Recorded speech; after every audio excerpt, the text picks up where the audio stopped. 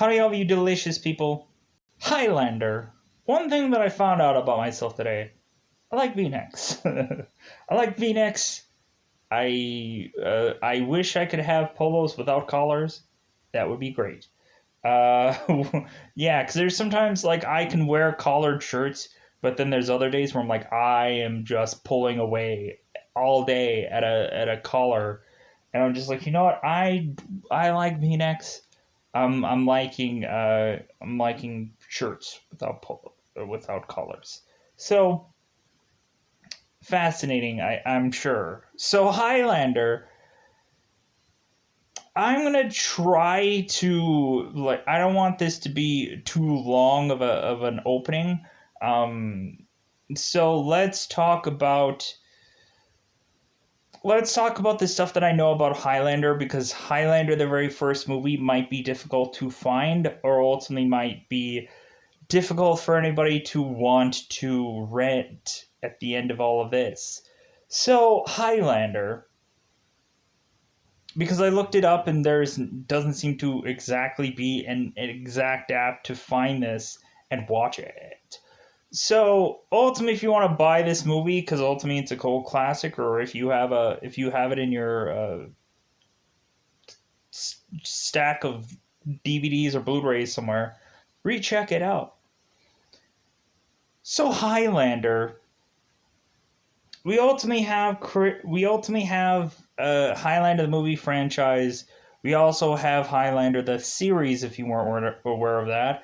Funny enough, we have a spin-off from that Highlander series called Highlander the Raven, which I did remember, but I'm like, okay, what exactly is the name of this? Because I think I've been getting it wrong for the longest time. Like, I knew it was the Raven, but I was like, is it the Raven and the Wolf, or what is it? No, it's just plain simple Highlander the Raven. I'm like, okay, so I've been getting that right the whole entire time without remembering that series for the longest time. So now that I'm doing Highlander, I will finally correct that. So going into this, Highlander. So Christopher Lambert, who ultimately plays Connor McLeod, uh, who ultimately is from Mortal Kombat, the very first film, if you remember that. Ultimately, he's been in a cluster of other things, but Mortal Kombat is the one that usually sticks out for me or everyone. Fortunately, in the sequel, he was recasted as someone else. So Kurgan, who is Clancy Brown, also been in a cluster of normal things. More than likely, people might have seen him in the video game Detroit Become Human as a detective. Sean Connery, I don't think I need to go through all that. League of Extraordinary Gentlemen, everybody knows he was James Bond. So let's go into this. So Highlander. This movie branches from the 1700s, 1700, to 1986. So, ultimately, there are some interesting things when watching this movie that stuck out to me that I thought were odd.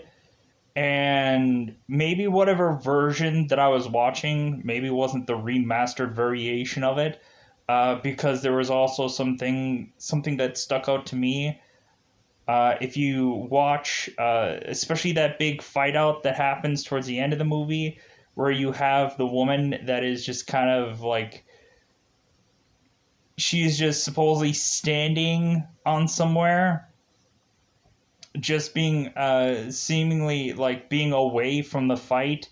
There's something going to stick out absurdly during that fight between Kurgan and Connor. So watch that out. The big battle scene, and watch the girl who is consistently like off camera going, ah. Something's gonna stick out. It will. So in the very early stages of this, we have Connor McLeod of the Clan McLeod, and Connor McLeod. I almost can be sham wowing my way through this one. So I'm going to call Connor McLeod just Connor, because more than likely I feel that I'm going to mispronounce that name at some point, so we'll easily do that. So Connor within this film eventually goes, and in the 1700s you consistently see montages like coming and going throughout this film of Connor eventually fighting, fencing, or being in a seemingly Scottish battle with a bunch of people. And of course, there are some times where people fear him because basically they completely avoid him because they know that they will never win if they fight him. It's interesting, and interestingly enough, you have Kurgan with his soldiers coming and battling MacLeod. So eventually Connor goes off to battle and no one wants to fight him. Everyone runs away from him to the point where Connor has to mention that it's like, well, no one wants to fight me. Yeah, so we have a character here that knows he can win every battle, and it gets to the point where he eventually just gives up a lot of times. But now, when seeing Kurgan, seeing his equal, or seeing someone that is going to outmatch him, now he is going like, well, okay, here's my real and true fight. Here is my real true challenge. Here is me cementing that I'm going to actually have to work for this, which is great. Because ultimately when push comes to shove, and if I'm honestly pressured, or if I'm honestly like you messed with the wrong man, you've pushed the wrong buttons, like Wolverine. Like, this movie is probably the earliest stages of Wolverine to me, to where this guy, if really push comes to shove, he will beat the crap out of someone because he's learned a number of skills through a number of years, and so now he can apply all of them. Probably some of the combat that he has is probably some stuff that doesn't even exist anymore because years and years of training, that at some point there's some stuff that at some point died long ago. So me talking about this at first quasi cryptically, and then me eventually going through and eventually spoilering out this version, because it's kind of cryptic, but kind of a lead up because probably people have seen this movie. But I really enjoyed Highlander because reasonably there are some goofy Highlander sequels. There are some stuff of like, there's like a future Highlander. There's like there is some kind of goofy-ish versions of certain Highlander movies, and you kind of can take what you can get with them. And eventually the Highlander series just kind of goes into just every single episode, like someone is going to come up to face the Highlander of that series. And that's every single episode, but a lot of times there's some interesting cast members in those episodes. So, Highlander. Let's get into the spoilers of that, so ultimately we can call this one a wrap. The details about some stuff may be fairly foggy, because ultimately when going to this review, I'm also gonna be talking about Spawn today. So that's gonna be maybe an interesting effects like movie because ultimately I'll be talking about that. Also, so if you like Highlander, you uh, this is a sword movie. That's a special effects film. But so is any number of other kind of movies and sorts. And let's go into the double five spoiler time. Spoiler time. It's about the time I'm gonna do spoil this movie. So we have a lot of dipping to the past and to help us understand that Highlander is or Connor is going to learn how to live with him being able to live forever. So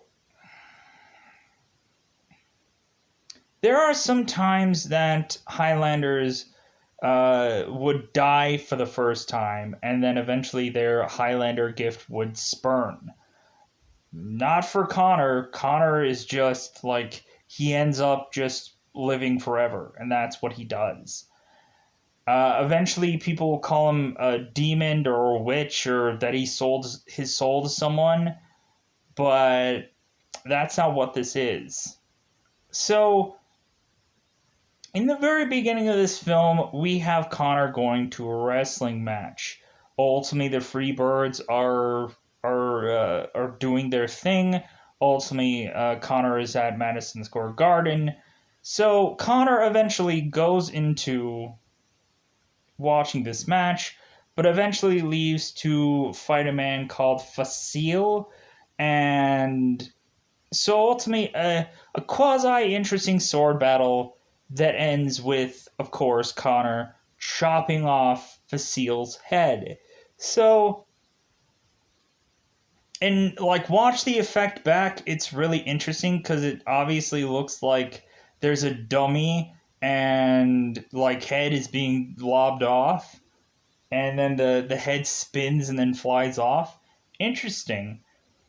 Weirdly enough, I don't quite exactly understand how the police were seemingly called during this sword fight, because wasn't it just two people within this sword fight? I don't think I saw anybody else. I didn't think I saw innocent bystanders being thrown into this fight, but I don't know why the police were called or were on their way. Ultimately, we have Connor who throws his sword in this light fixture after getting the quickening and having all these car alarms go off. And then eventually, Connor runs off too quickly out of this parking lot, have an entire army of cops all waiting for him to pick up one man. I am so confused. I'm like, what? What? How it one, why were police already called? Because I don't remember why the police were already called. And I don't know why there was so many police officers seemingly going after Connor. So ultimately uh we ultimately have Brenda, who is checking on the crime scene, ultimately seeing that there is a sword that Facile had that was worth like $1 million. And because ultimately it seems to be a really well kept antique. So ultimately, we have it to where Connor is being questioned for all this, and reasonably, the police officers are assessing that it's like, oh well, like hey, like you were gonna buy, because ultimately Connor also works in antiques as well. So they assess it. It's like, oh, were you going to try to buy this $1 million sword off this guy? And so reasonably, when this deal went south, you lobbed off his head. And Connor is just like, well, no, like maybe he went to the wrestling match and like things weren't going well for him, so maybe he lobbed off his own head, and I just so happened to be in the vicinity. So eventually, one of the police officers gets hot with him and mentions, like one of the street patrollers ultimately mentions is like, well, hey, maybe you and him were getting intimate, let's just say, and maybe things didn't quite work out the way you wanted it to, so that's why you killed him. It's like, so Connor and this police officer got into a fight. Ultimately, one of the detectives that are, I think Detective Walter Bedsoe was in the movie The Crow, which I saw recently. So good for him for nabbing this role, because you kind of rarely see him, but he's still in this movie. So we have in this film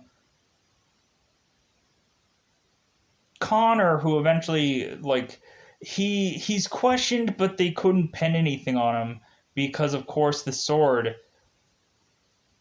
they couldn't find. Evidently, they saw like pieces of a sword, but they couldn't find a sword. So ultimately, you now have Connor at some point going into the past 1700s, having a showcase that Connor was a Connor MacLeod from the Clan MacLeod, and he of course was from Scotland, and basically we have Connor, who eventually it seems like his town is going into battle with Kurgan, who ultimately is played by Clancy Brown. And so reasonably, Clancy Brown has this big, like, cool, like, skull-like helmet, which I thought was awesome.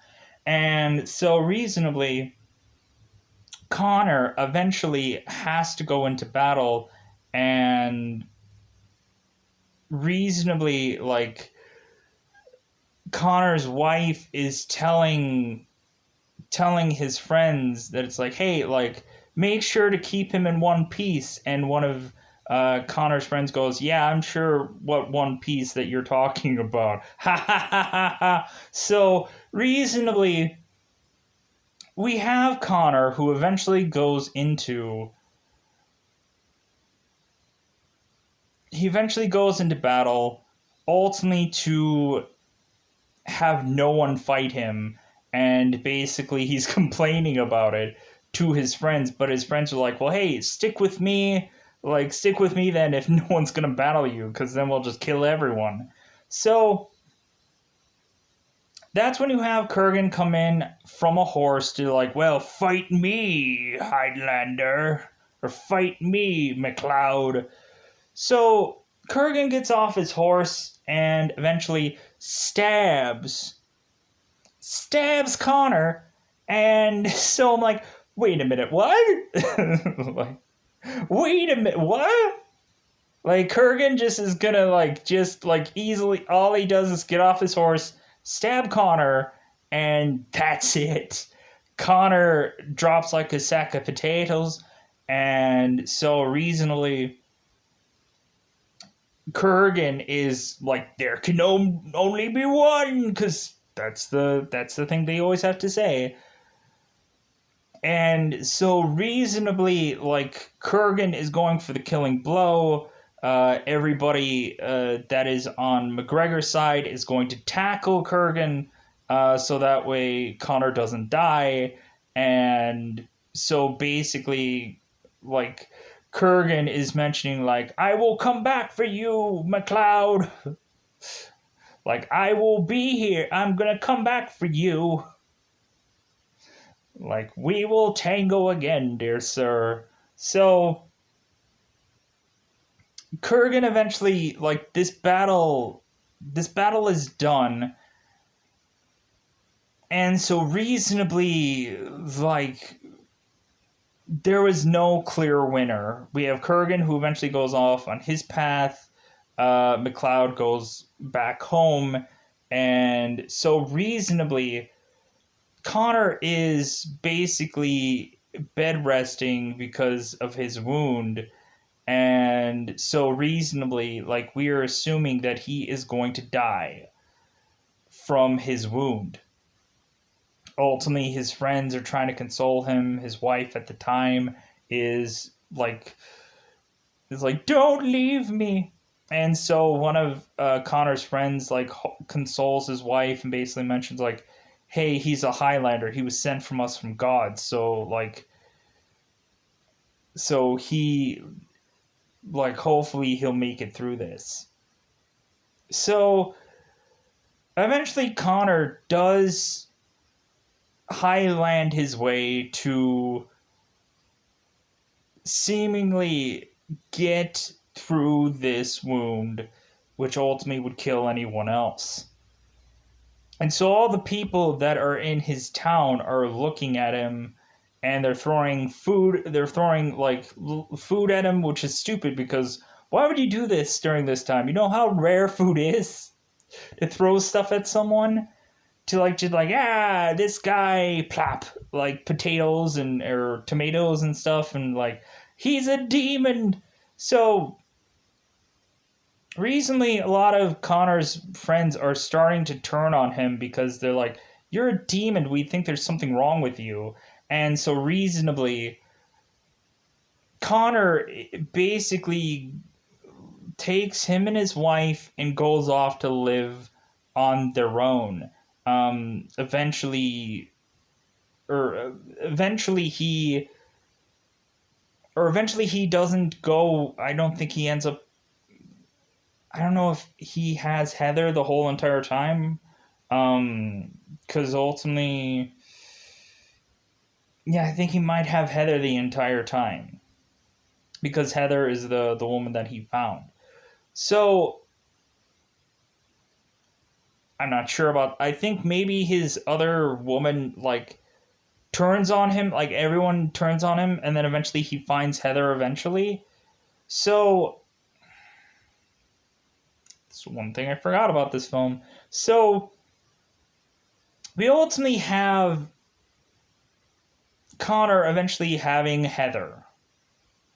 And so reasonably, Connor is in a new place. Ultimately, we have Ramirez, who is Sean Connery, eventually coming to Connor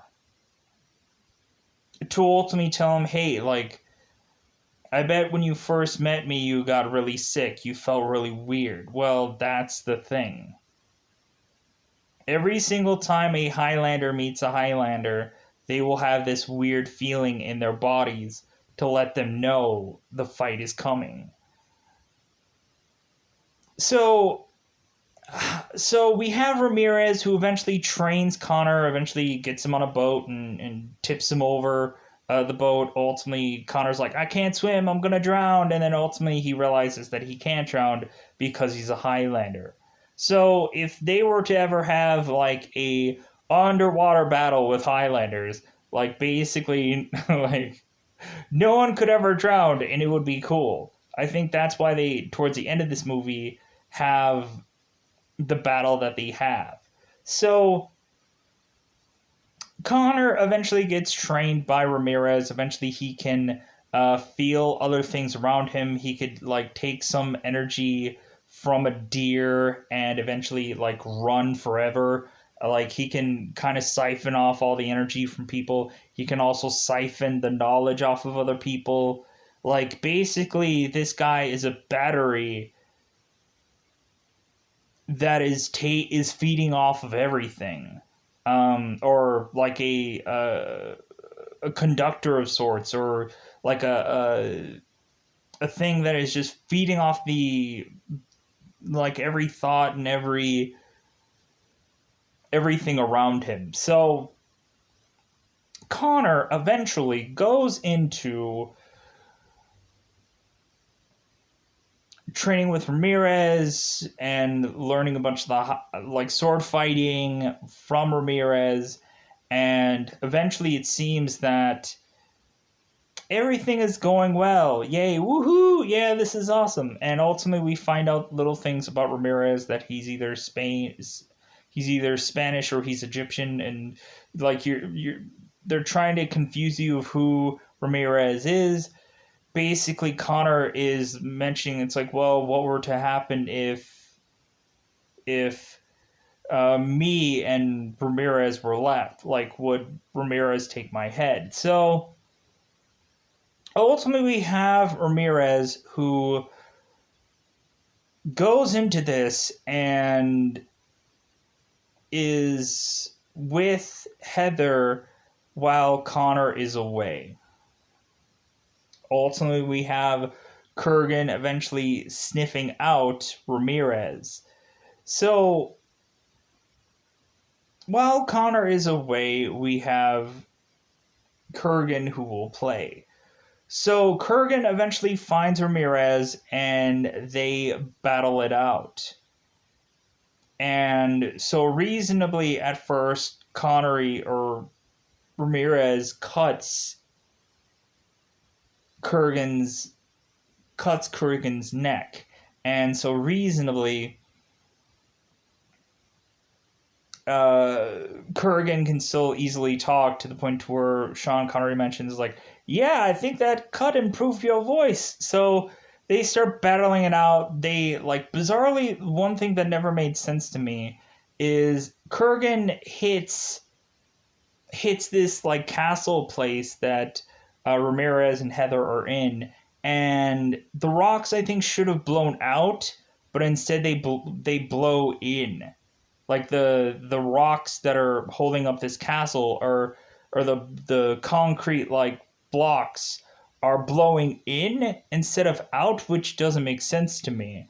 So Kurgan and Ramirez are fighting up these flights of stairs to escalate to the very top of this castle, and more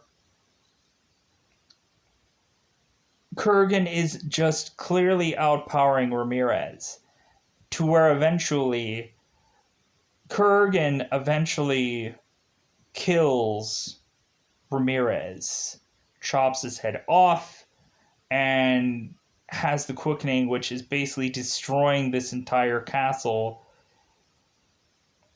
Kurgan eventually falls, and Heather thinks that Kurgan is dead, which he's not, and Kurgan grabs Heather and basically has his way with Heather. So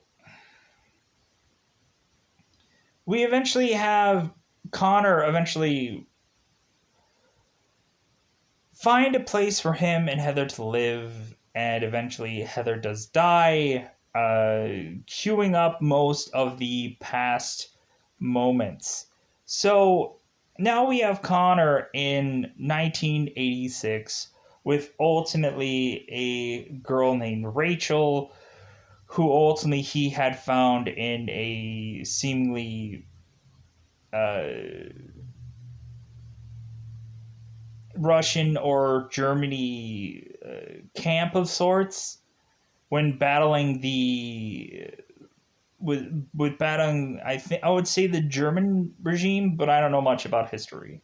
I can't look at a person's uniform and say that it was either Germany or Russian. So I apologize if I'm miscounting anything or whatever. So we ultimately have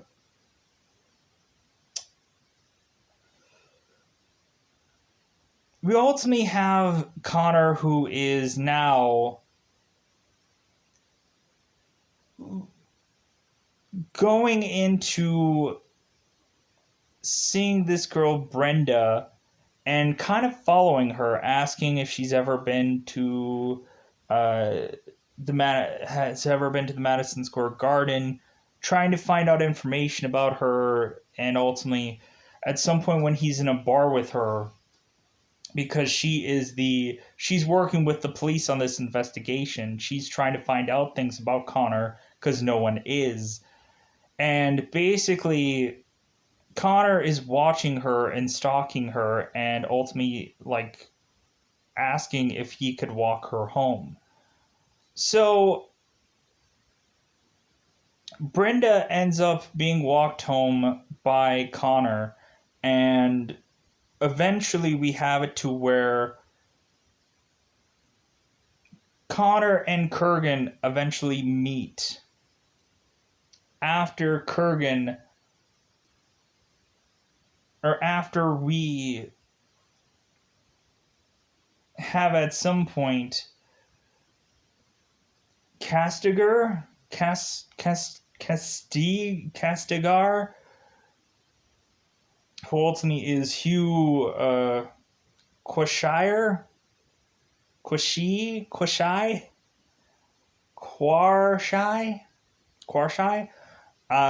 So reasonably, Sunda. I'm gonna butcher that name. So we have Sunda who comes in to meet Highlander to ultimately have a drink together, and eventually Kurgan will meet with that same Sunda, but ultimately he is also going to meet with Connor to reminisce about the time that they are going to have. But Connor eventually is going to outsmart Kurgan and eventually run off, to where Brenda and Connor are, weirdly enough, Connor said that he wanted to walk Brenda home, but then eventually he goes to tell her, no, you run along home. So wait a minute. So Connor wanted to walk this girl home, but then eventually once he does walk her home, he eventually tells her to walk home on her own. I guess because he might quite possibly be in a battle at some point. So he's trying to protect her. But this whole moment to me just kind of breaks my brain to just like, okay, why is this a person that wants to follow this girl and then tells her to walk on home by herself? Because eventually that's what leads Kurgan to eventually find this girl and eventually kidnap her, hold her, and like use her as a bargaining chip to stifle Connor out. So Brenda is consistently trying to find out more information about Connor. Ultimately, at some point, Brenda ends up finding out where Connor is, and eventually wants the truth, because eventually she has figured out through his signature that recently this guy has been around for a very long time, and reasonably has been just taking names from other people that have in the past already been dead, and so he's just taking IDs and stuff like that from other people, identifications and birth certificates of people that have been dead for who knows how long. So, because ultimately in this movie, Connor McLeod is Russell Nash. So we have it to where eventually Kurgan eventually goes after Sunda, who ultimately is again a mismatch for Kurgan. So we ultimately have some bizarrish like mercenary that has seemingly like bullets for days in his car, and he is intercepting these two Highlanders fighting it out. Because it seems more and more we have, like on newspapers and stuff like that, of some seemingly headhunter that is going around. The police department thinks that it's Nash, but it's not. It's Kurgan. Well, technically it is Nash, but still, like, the bigger threat is Kurgan. So, we have Kurgan and Sunda fighting out, and this mercenary seems to be caught in the crossfire. Because what happens is that Sunda and Kurgan are fighting it out, and Kurgan eventually overpowers against Sunda and cuts his head off. And before the quickening happens, the mercenary that is shouting out, "Hey, what's happening? What are you guys doing? What's going on?" Kurgan slices the head off Sunda, and the mercenary comes in and shoots up Kurgan. Ultimately, naturally assumes that he's dead because he filled enough bullets into this guy to kill Rhino, and so ultimately he goes in to assess if the guy is like clearly dead. Kurgan gets back up, ends up slicing this guy pretty good, but not to the point of death. Gets him in the belly and like tosses him off, and because ultimately this guy is a witness to this whole thing later on. So Kurgan eventually gets the quickening, and then eventually we have this mercenary eventually talking to the cops later and mentioning that he put enough bullets into this guy to kill Rhino, and that ultimately he had like a ton of like a bunch of weapons and guns and stuff like that, but he doesn't feel safe, and he doesn't feel safe anymore. And so recently the cops show him a picture of Nash. He says, "No, that's not the guy that tried to kill me." And so ultimately they get a sketch artist to get to this guy so that way he can identify who this is. Ultimately the papers reveal who this is. And so eventually Kurgan shaves his entire head to be in disguise. So Kurgan eventually, when Connor eventually goes to the church because this is holy ground. Two Highlanders or any Highlanders can fight one another on holy ground. That has been probably much more cemented during the series, but like holy ground is just a place that you, like, if you go to a church, you can't fight there. You can't sword fight there. That's why Connor would ultimately say, like, when Connor and Kurgan are meeting one another, "Hey, I will be out front. Like, if you want to fight me, here I am."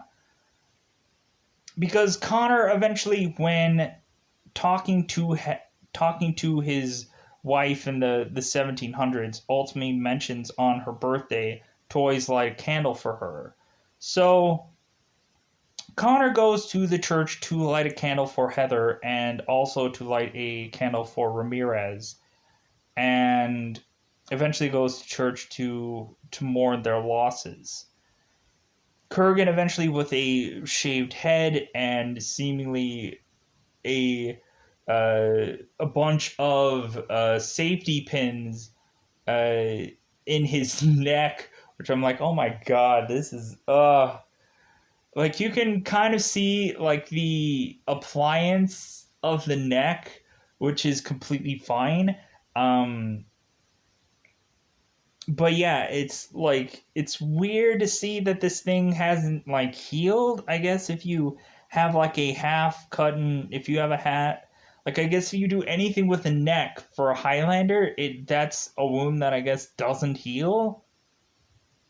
which I thought was weird. So eventually we have Connor, who is mourning the loss of his friends. Ultimately, we have Kurgan, who walks into the church, basically doesn't give a crap about anybody, because he's like, he goes to the nuns and says, "Happy Halloween, ladies!" So they walk off, and everybody's like mortified that like Kurgan also like uh touched out all the lights, and everyone was like, "Hey, this guy, what's up with this guy?" Kurgan walks in, talks to Connor, and mentions about killing his friend Ramirez, and then eventually doing stuff to Ramirez's wife. Connor looks at him like, "You mother." And then Kurgan realizes, oh, Ramirez lied, because Ramirez mentioned that the wife, or the woman that Ramirez was with, was his, and before Kurgan killed Ramirez. And so now Kurgan had realized that, and he's like, "Yeah, I bet she was aching for me, wasn't she? Like, I bet, like, that's the reason why she died the way she did, was just, like, she was wanting for me for I don't know how long, I'm sure, right, Connor?" So that's what got Connor's goat to the point of telling him, like, "Hey, like, if you want me, I will be right out front."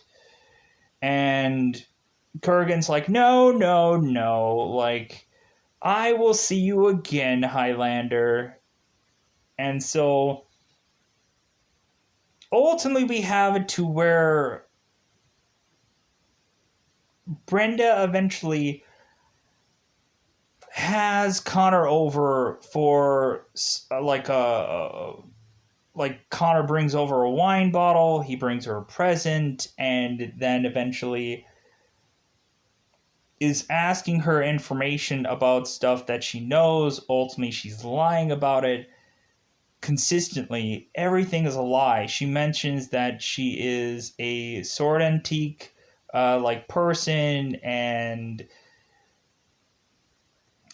ultimately, like, she's repetitiously lying, and Connor can easily sniff that all out. Eventually, he is seeing a stakeout like detective that is at Brenda's house, and ultimately he is opening up something of Brenda's to realize that there is a recorder in it, and there's also a gun there. Connor gets really close to the tape recorder to say, "Man, what a nice view," because she didn't hear him at first. So ultimately, he went right to the recorder and yelled into the recorder, knowing full well that he like can sniff everything about her out. So ultimately, Brenda is going to open the present that Connor had given her, and it's a book that mentions about sword making, like ancient sword making, and so reasonably that's when the jig is up, and Brenda's like, "Well, like, how do you know about me? Like, how do you know that this is the book that I needed?" And ultimately Connor goes, "It's like, well, my library is vast," because ultimately he's had so much time to just wait around. I'm sure he can have tons and tons of books. So eventually Connor mentions that the jig is up. He knows that Brenda works for the police force. Evidently he knows everything about her from her bio. What did he like? Did he like? Does he have that kind of information that he can look anybody up in the world? Or maybe he can, like, maybe he knows everything about her because mind, and basically he knows when she's lying and when she's not. So ultimately we have it to where Connor knows every single thing that Brenda is saying. Basically gets to the point where eventually Brenda is also coming more and more to the realization that eventually she will know everything about Connor. And so reasonably, Connor takes her eventually when Brenda comes to his antique shop and tells her everything. Tells her that he's lived forever, tells her everything. Like, there's a weird camera, like, 360 shot where they have, like, every single time period that he's probably been in one room. And I'm like, whoa. Like, I hated that camera shot where they turn 360. So I'm like, oh, like, this shot just looks, ugh. Like, that's, I think, where whenever they do like 360 like YouTube videos where ultimately you have to kind of like spin around, I'm just like, I don't like those. Those are ugh. I hate those. I don't think I usually watch those because it's just those camera shots are just so ugh to me. Anyway, so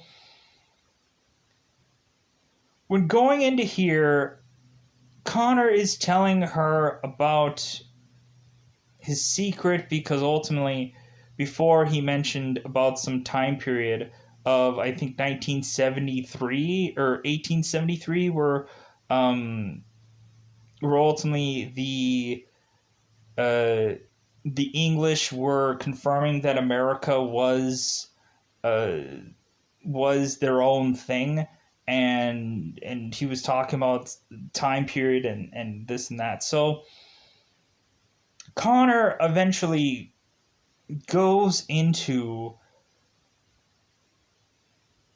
telling Brenda about his secret and eventually forces her to stab him.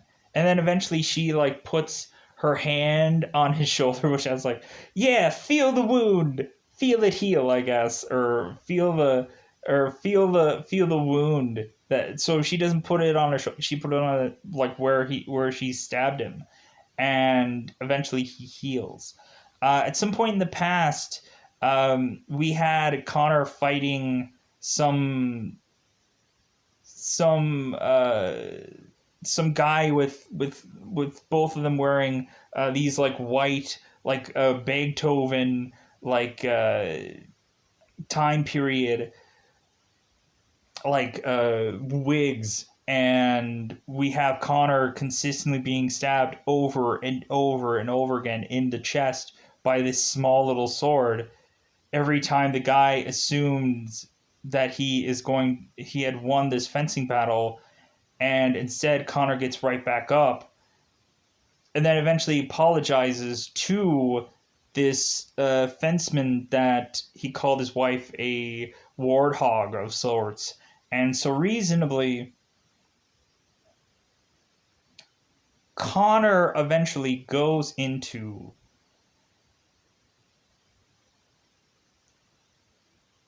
being stabbed by a woman, and then eventually secret is revealed. But at some point, eventually, Kurgan eventually steals Brenda because Kurgan eventually steals a car with a like he grabs an old man out of some car, and like he has some woman in it, and the woman's like ah. It's like, that's a pretty funny moment whenever Kurgan is with somebody in a car and they're just screaming. So Kurgan eventually steals Brenda because Connor knows that Brenda is his new main squeeze. So eventually, Kurgan breaks into Brenda's home, grabs her, and just like walks in, like power walks into her house, and goes in there. Is like, yeah, I'm getting you. So eventually, he grabs her. She's screaming her head off repetitiously. Kurgan is driving her around, ultimately singing the New York song. Ultimately, in the background, Queen is also singing the same song, and the entire time they're on I think the Brooklyn Bridge, where ultimately sparks are flying off the side of the car because Kurgan is consistently playing chicken or consistently just driving this car to completely annihilate it. So eventually, Kurgan leaves a message for Connor, eventually saying, "Hey, do you want to play? Like, I have your woman with me, and man, is she a lot of fun, and like, you want to listen to her now as she's screaming." So Connor is pressed, just like, okay, I need to fight this guy, and I need to fight him now. Ultimately, uh, we have it to where Connor is being called out, so eventually he goes into seemingly some area where Kurgan is in. To ultimately, Brenda is held onto this silver cup like billboard of sorts that is neon lit, and so reasonably, Brenda is seemingly wired up to this silver cup like uh like neon lit area. And so there's consistent times where there is these like sparks that are going on between Connor and Gergen, and they are completely annihilating this silver cup set piece, and to the point of it eventually breaking down to where the silver cup eventually loses letters or eventually just loses most of the words, except for the part where, of course, Brenda is on and she's like, she's screaming while again having a wire holding her completely safe, because a part that you probably wouldn't think anyone should see, you see, and it's like, okay, well, she's going to be safe. Because absurdly, they evidently didn't want her to dangle anywhere or whatever, and so reasonably you just see like a wire for her safety. So Kurgan must have installed a wire for her safety. A little movie magic, I guess, that you didn't see this wire, but I did. So eventually they knock the whole entire silver cup seemingly neon sign down, but again, Brenda is still up on that, I think, towards the S, and you can kind of see her, supposedly her, in the background, because I guess they didn't realize if every single thing would fall, they probably just had a dummy up there. So reasonably, you have it to where there's water all over the place. There's also electricity and sparks are flying. So reasonably, Connor and Kurgan eventually like are dipping into the water. You can see Kurgan eventually, once he gets out of the water, that he's being electrified, because like there's seemingly electricity like flowing through his body consistently. So Connor and Kurgan eventually dip into the water, dip out of the water, because they can breathe forever because immortals. So it gets to the point where eventually they are trying to outwater one another, but eventually Connor gets back out. Kurgan eventually tries to surprise him, and eventually it just leads to Connor eventually firmly slicing Kurgan's head, but his head is really placed onto his body still, to where he is now like confirming the cut. And then when he confirms the cut, you can start to see that his head is falling back, and that there was a real, true, legitimate cut. To ultimately his head falls back, to where eventually Connor again gets the quickening, because ultimately we had the mercenary before that describes the quickening to the detectives, and ultimately like the detectives didn't get a word edgewise, didn't understand like what that meant, because they're like are we now like this guy like sounds serious, and like this doesn't make sense. It sounds like we're gonna like tell people that we saw an alien or something. This doesn't make any sense. So again, Kurgan, headless, dead, quickening, and so reasonably we have it to be that I think Connor is eventually going to disappear again. Because ultimately, too many people have too much information on him. But towards the end of this movie, it seems that Brenda and Connor are going to have a seemingly child with one another. Because ultimately, Connor mentions it like, well, the one thing that Ramirez didn't tell him was that eventually they can get old, that they can have children, and that they can die if honestly they want to. And so Ramirez kind of comes into him as a voice and says, like, well, hey, like, like you gotta learn this on your own. So eventually Brenda and Connor love one another, and that's kind of how the movie just goes off as just like, well, Connor was never put on charges. Basically, Kurgan was never really found, and so reasonably, this whole headhunter thing just goes away bizarrely as a cold case that no one could figure out. So, reasonably, that's all I wanted to say about Highlander. Like, yeah, there's some funny moments about this movie, but when looking at it, there's so many times when like special effects are what they are, and reasonably, eventually, it would be interesting to eventually see this movie be remade. Because I think everybody still always asks that. It's like, hey, how about we like boot up Highlander? I think at some point there was a rebooted Highlander series or movie franchise to go out.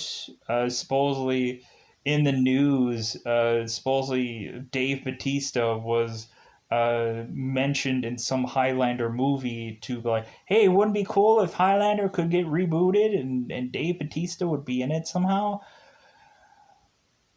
You can never really confirm that because any number of sources could ultimately just, especially Dave himself would probably say it's like, oh no, like I've been wanting to like reboot everything, and so maybe Highlander was one of those. But like I could throw out any number of 80 a number of any 80 movies that I wanted to get rebooted, and so yeah, Highlander. I'm gonna get out of here because ultimately, yeah. Bye everybody. Bye everybody.